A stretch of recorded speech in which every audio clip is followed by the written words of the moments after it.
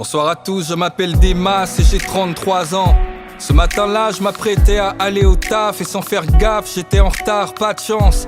Ma femme se trouvait dans la chambre avec les gosses. C'était l'heure de l'école, elle rangeait leurs peignes et leurs brosses, inébranlable avec mon air de catcheur.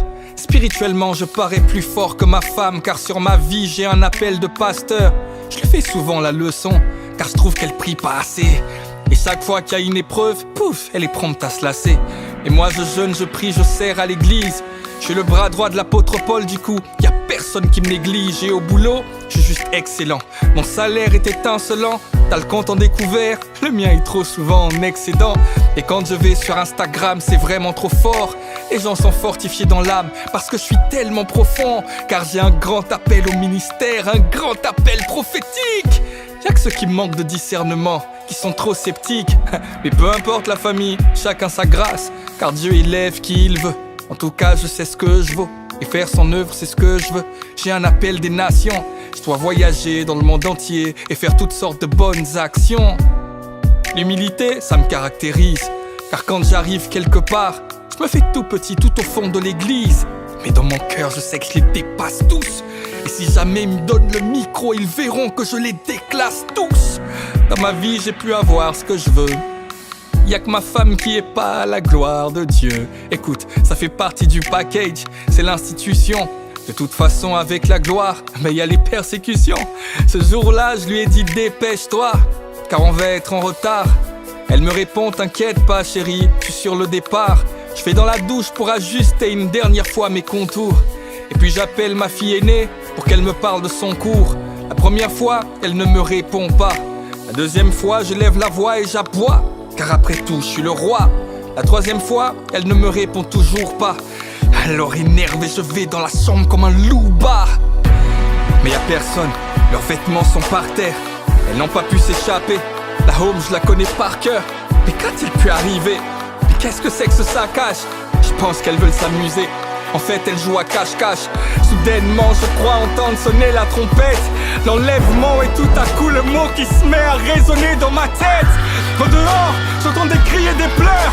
J'entends des grands bruits d'accidents, des freinages d'urgence et des heurts. Alors, j'ouvre grand la fenêtre. Au dehors, c'est la panique. Et je vois l'effroi dans les yeux de mon voisin Abdel Malik. Je vois des vêtements par terre. L'atmosphère est alarmante. Et je vois ces poussettes vides dans les mains de cette nouvelle maman. Je me dis que c'est sûrement un rêve, il faut que je me réveille.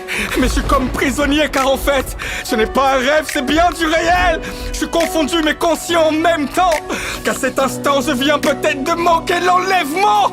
Et puis c'est vrai, je comprends pas pourquoi ma femme a été enlevée. C'était moi le futur pasteur, j'ai prêché même en anglais. J'ai même évangélisé dans les centres-villes et les métros. J'ai délivré comme Moïse, j'ai conseillé comme Jétro. Quand l'heure de prier sonnait, c'était ma femme qui restait couchée. Moi je devançais l'aurore et je priais 3 heures sans me doucher. J'ai confondu en tout point, j'ai vraiment l'air d'un crétin. C'est quoi, je vais vérifier ça. Je vais appeler des amis chrétiens.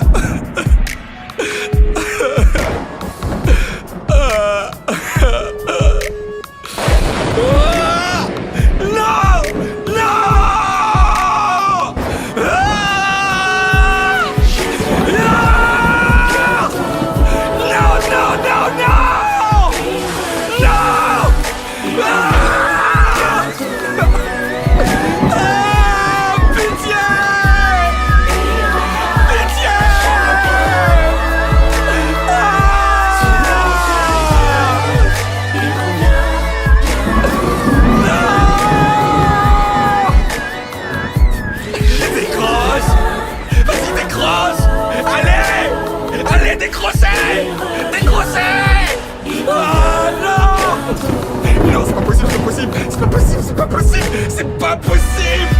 C'est pas possible!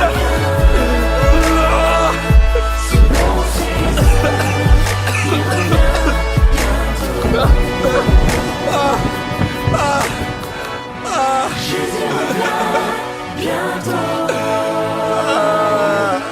Il revient bientôt.